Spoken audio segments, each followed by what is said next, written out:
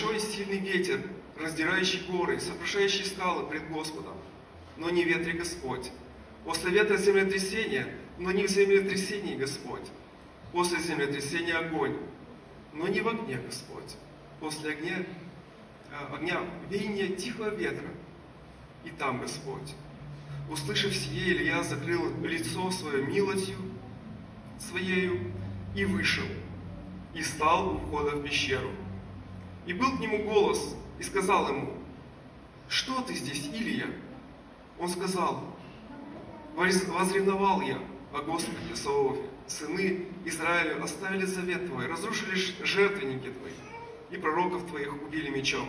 Остался я один, но и моей души ищут, чтоб отнять ее».